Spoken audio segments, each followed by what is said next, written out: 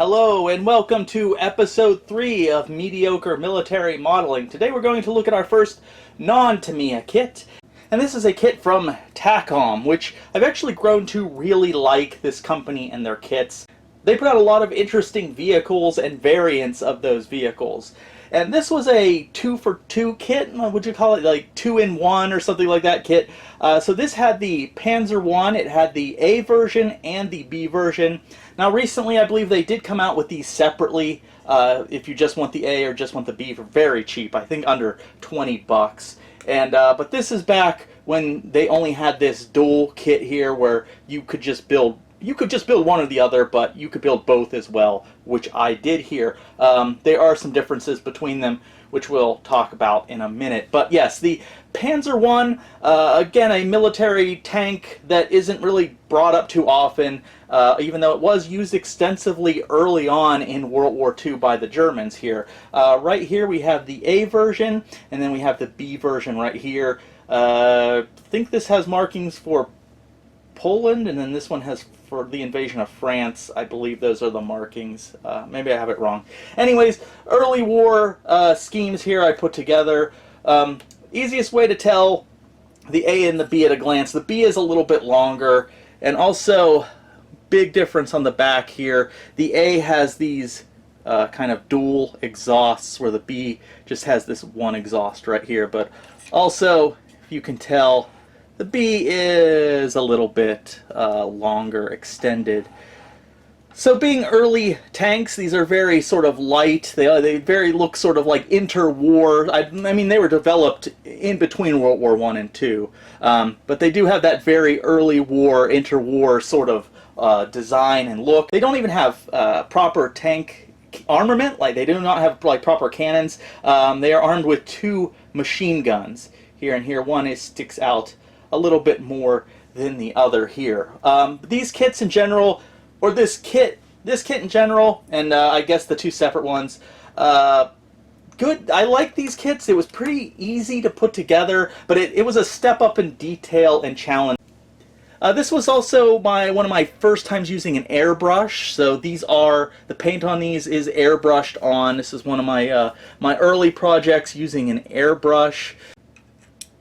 Paint schemes, a little bit different. This was also one of the first models where I really kind of went into researching like the paint. I used this one here all in Panzer Gray, or German Panzer Gray, and you can get into some heated topics with people about what's the correct shade for Panzer Gray, and there's some excellent videos on YouTube about what is the color Panzer Gray, because a lot of times paints out there that are labeled as Panzer Gray are not Panzer Gray. This one, I tried to go with something very close to what's historically accurate. This one's from Mission Models Panzer Gray. I have that model right here. This is Mission Models Panzer Gray RAL 7021. And this is supposed to be pretty accurate to the original color. The original color was pretty dark. Now, I've heard the arguments from a lot of modelers that they don't like to use the more accurate version of Panzer Gray because it makes the model look like a toy. I don't understand that argument, but okay. I don't think it looks toy-like, but yeah, it's generally, a lot of these models, it's very like faded or lighter, but in actuality, from all my research, it was quite a bit of a darker color. But I mean, it's your model, I guess. If you want to make it, try to make it historically accurate, or if you don't, whatever, it's up to you. This one's a little bit different here. I did this in the 2-tone Panzer Gray, and then it just looks like brown, but it's a certain kind of brown violet maybe. And this was a scheme that was used early in the war, but I think they pretty quickly stopped using it because it didn't seem to make a difference. I don't know if you can tell across the camera, but the Panzer Gray and like the violet brown really sort of mix into each other. It becomes kind of pointless. It doesn't really matter if it's 2-tone or not.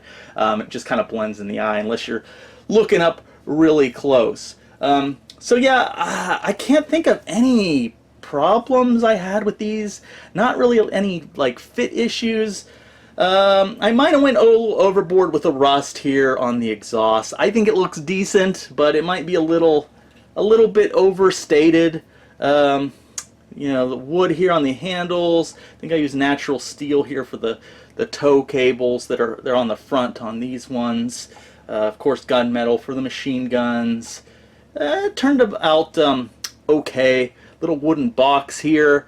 I think I use just like old or new wood, I think was the paint from Vallejo, and then I have like a wood stain enamel that I go over that with when the wood dries on there.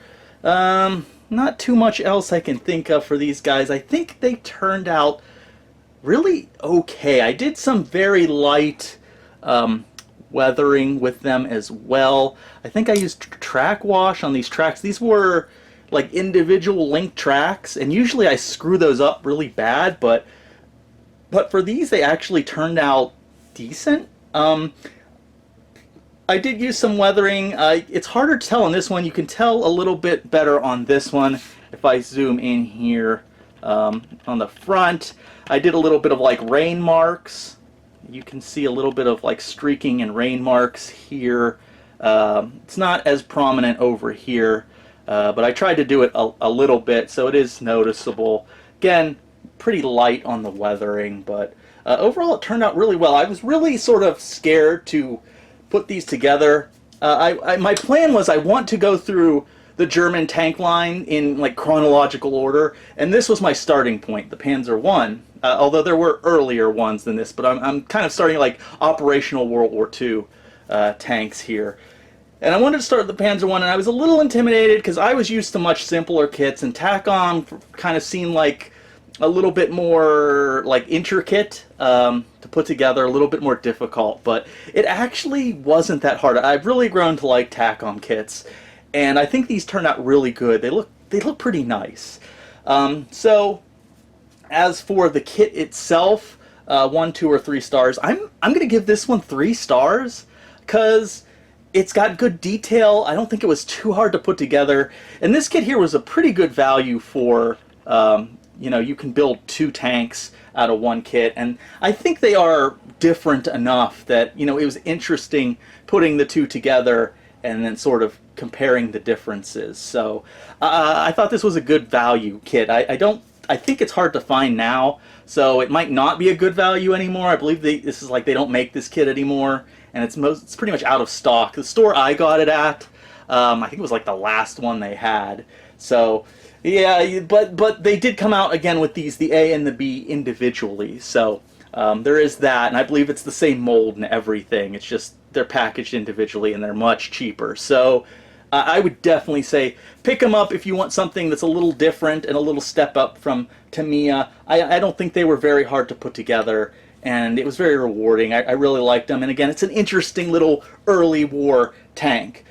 Now for my job, how I did on them, I think I did okay on both of them. The paint job here with the two-tone, the violet brown went on a little messy. You can tell in some of the spots. It's not a great transition between some of the Panzer gray and the brown, especially like back here. It's a little light on the edges.